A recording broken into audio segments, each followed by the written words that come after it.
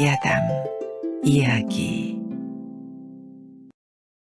며느리를 오열하게 한 시아버지의 반전.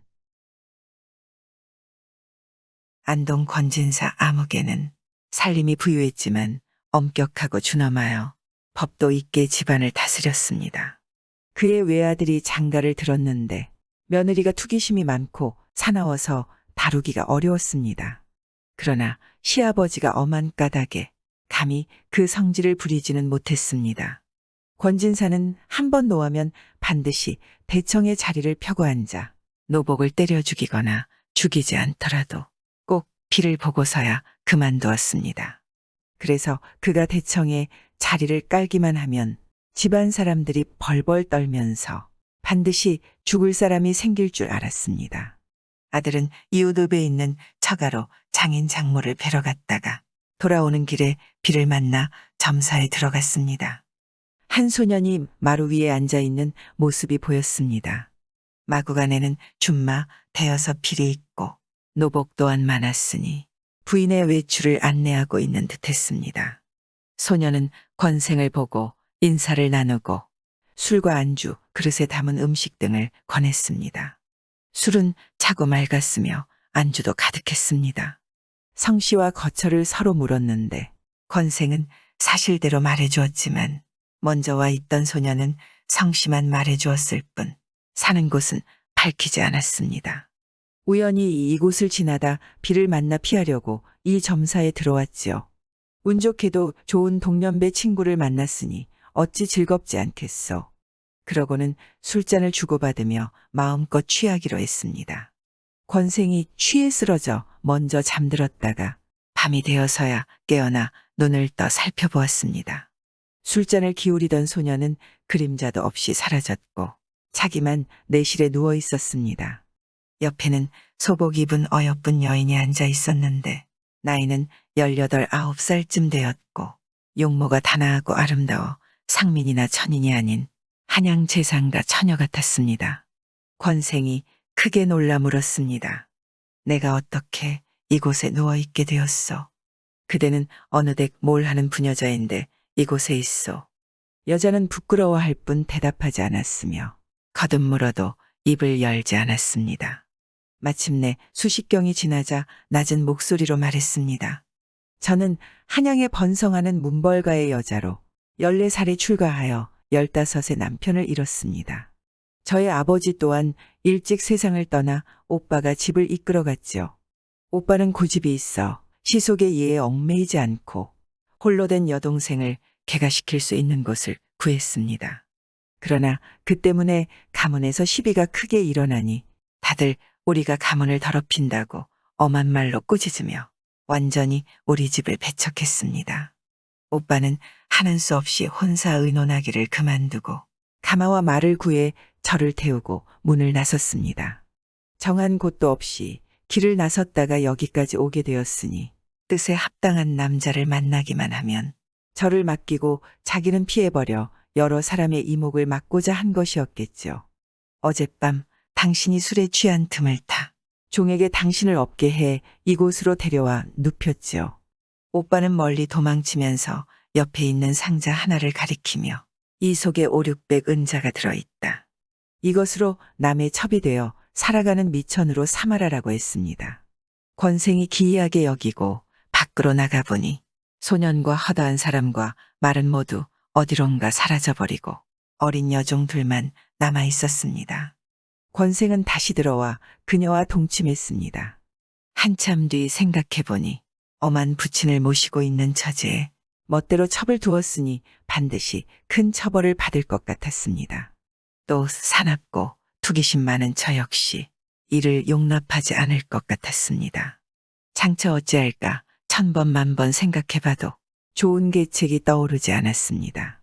기이하게 만난 아름다운 여인이 도리어 큰 두통거리가 된 것이었습니다. 아침이 되자 권생은 여종에게 문을 잘 지키도록 하고 여자에게는 이렇게 말했습니다. 집에 계신 아버지께 일단 돌아가서 말씀을 드리고 그대를 데려갈 테니 잠시만 기다려 주시오. 점사 주인에게도 신신부탁을 하고 문을 나섰습니다. 곧장 꾀를 잘 내는 친구의 집으로 가서 사실대로 말해주고 해결책을 물었습니다. 친구는 한참 생각하더니 이렇게 말했습니다. 정말 어렵고 또 어렵네. 사실 좋은 방책은 없고 다만 계책 하나가 있다네. 자네가 집으로 돌아가면 며칠 뒤 내가 술자리를 마련해 자네를 청하겠네. 자네는 그 다음날 술자리를 베풀어 나를 청해주게. 내게 방법이 있다네. 권생은 그 말에 따르기로 했습니다. 권생이 집으로 돌아가고 며칠 뒤 친구가 심부름꾼을 보내 간곡히 그를 초청했습니다. 마침 술과 안주가 생겼는데 친구들이 다 모였네. 이 자리에 형이 없을 수는 없네. 모름지기 속히 와주게나. 권생이 부친께 말씀드리고 모임 자리에 갔습니다. 다음 날 권생이 부친께 말씀드렸습니다. 아무개 친구가 어제 술자리를 차리고 저를 불러주었습니다. 담내를 빠뜨릴 수 없습니다. 오늘 주찬을 대량 마련해 친구들을 초대하는 것이 좋겠습니다. 부친이 허락하니 술자리를 마련해 그 친구를 불렀고 마을의 여러 소년도 함께 초대했습니다. 친구들은 먼저 권생의 부친에게 절을 올렸습니다. 권진사가 말했습니다. 젊은이들이 돌아가며 술자리를 마련하면서도 한 번도 늙은이를 청하지 않으니 이게 무슨 도리인고. 친구가 대답했습니다. 어르신께서 자리에 계시면 연소한 저희가 마음대로 앉거나 누워있지 못할 것입니다. 또 어르신께서 너무 엄격하시기에 저희는 잠시 배알하고 나서도 10분 조심하게 되어 혹 잘못을 저지르진 않았나 걱정만 할 것입니다. 그러니 어찌 종일토록 술자리에 어르신을 모시고 앉아 있을 수 있겠습니까? 어르신께서 강림하신다면 참으로 살풍경이 될 것입니다. 권진사가 웃으며 말했습니다. 술자리에 어찌 장유유서가 있겠나? 오늘 술자리는 내가 주인이 되어 너희를 얽어매는 예의 같은 것일랑 다 벗어던져버리고 종일토록 즐기세. 자네들이 내게 이 예의에 어긋난 행동을 100번 한다 해도 내 자네들을 책망하지 않을 것일세. 하루 동안 마음껏 즐겨 이 늙은이의 외롭고 쓸쓸한 심사를 위로해 주게나. 소년들이 일시에 공손히 응낙하니 늙은이와 젊은이가 뒤섞여 앉아 술잔을 들었습니다. 술자리가 반쯤 무르익었을 때 그 꾀를 잘 내는 친구가 권진사 앞으로 다가가 말했습니다. 기이한 인 이야기가 하나 있사온데 제가 한번 들려드려 웃음거리로 바치고자 합니다. 권진사가 말했습니다. 인 이야기 좋지. 날 위해 들려주게나. 친구는 권생이 점사에서 겪은 기구한 만남을 이야기로 만들어 들려주었습니다. 권진사는 대목마다 기이하다고 찬탄했습니다. 기이하다. 기이하도다. 옛날에는 간혹 이 같은 기이한 인연이 있었지만 요즘은 한 번도 들어보지 못했는걸. 친구가 말했습니다. 만약 어르신께 이런 일이 일어난다면 어떤 조치를 취하시겠습니까? 깊은 밤 아무도 없는데 절대가인이 옆에 있다면 그녀를 가까이 하시겠습니까? 무시하시겠습니까? 이미 그녀를 가까이 했다면 장차 데려가서 함께 사시겠습니까? 아니면 버리시겠습니까? 권진사가 말했습니다. 내가 궁영을 받은 사람도 아닌데 황혼에 가인을 만나면 헛되이 보낼 리가 있겠나. 또 일단 동침했다면 데려가서 첩으로 삼을 것이지 어찌 버려서 악을 쌓겠는가. 친구가 말했습니다. 어르신께서는 본디 방정하고 엄격하시어 비록 이런 때를 당하시더라도 절대 회절하지는 않을 것 같은데요. 권진사가 머리를 절레절레 흔들며 말했습니다. 그렇지 않아. 그렇지 않아. 내가 그 일을 당했어도 부득불 회절할 수밖에 없었을 거야. 그 소년이 내실로 들어간 것도 고의가 아니라 남에게 속아서 그런 것이잖나. 그 사람이 고의로 여자를 범한 건 아니지. 젊은 사람이 미색을 보고 마음이 움직이는 건 당연한 일 아닌가. 그 여자도 사족으로서 이런 일을 당했으니 그 사정이 슬프고 처지가 절박하네. 혹여 한번 보고 버려진다면 그녀는 분명 부끄러움을 머금고 원한을 가진 채 죽고 말았을 걸세. 그렇다면 그게 악을 쌓는 것이 아니고 무엇이겠나. 사대부가 일을 조치할 때는 그처럼 모질게 해서는 안 된다네. 그 친구가 또 물었습니다. 인정과 사리가 과연 그러합니까? 권진사가 말했습니다. 어찌 다른 뜻이 있을 수 있겠나. 마땅히 박복한 여자가 되지 않도록 해주는 것이 옳지. 친구가 웃으며 말했습니다. 어르신, 이것은 옛 이야기가 아니랍니다. 아드님이 얼마 전에 겪은 일입니다. 어르신께서 사리가 당연하다 하셨고 거듭 여쭤도 같은 말씀을 하셨으니 아드님은 이제 벌을 면할 수 있게 되었습니다. 권진사는 이 말을 다 듣고 한참 동안 아무 말도 하지 않았습니다. 그러다가 정색을 하고 소리 질렀습니다. 자네들 다 돌아가게. 내 처리할 일이 있어. 모두 놀라고 겁을 내며 흩어졌습니다. 권진사가 고함을 질렀습니다. 대청에 얼른 자리를 펴라. 집안 사람들 모두가 두려워 벌벌 떨기만 할 뿐 권진사가 누구의 무슨 죄를 벌주어 다스리려고 그러는지 몰랐습니다. 권진사가 자리 위에서 소리쳤습니다.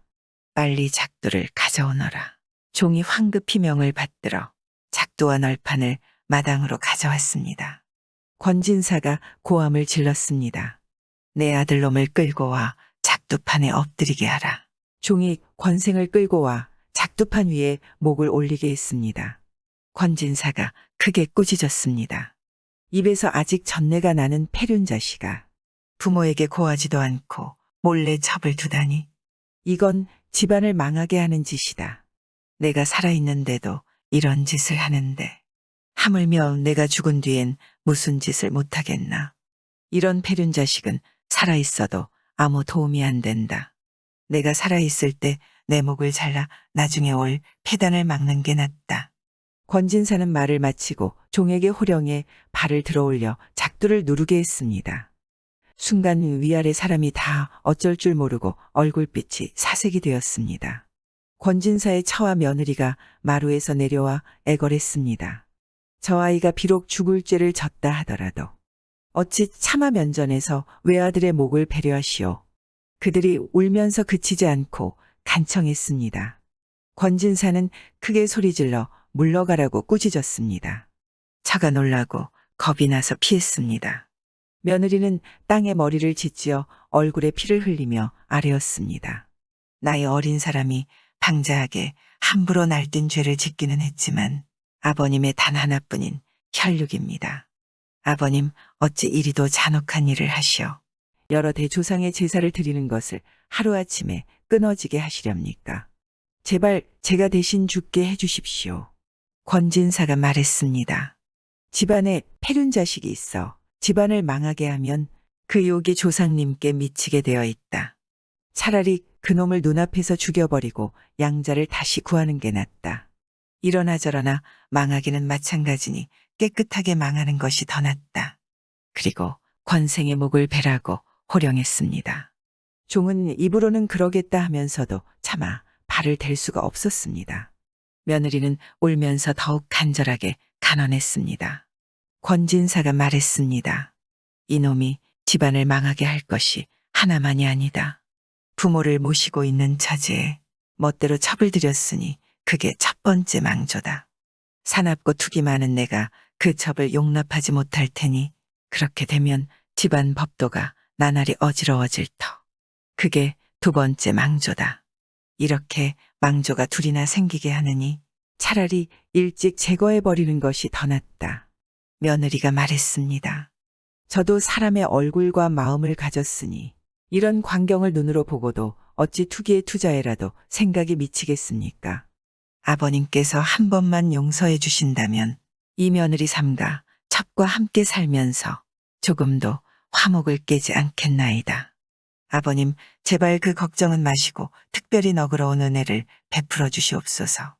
권진사가 말했습니다. 내가 비록 오늘의 조치에 절박해져서 그렇게 말하지만 겉으로만 그러지 속마음은 그렇지 않을 것이다. 며느리가 말했습니다. 어찌 그럴 리가 있겠습니까? 제가 아버님 말씀과 조금이라도 비슷한 마음이 있다면 하늘이 필히 천벌을 내리실 것이고 귀신도 저를 죽일 것입니다. 내가 살아있을 때는 내가 혹 그렇게라도 하겠지만 내가 죽고 나서는 반드시 다시 악독한 짓을 멋대로 할 것이다.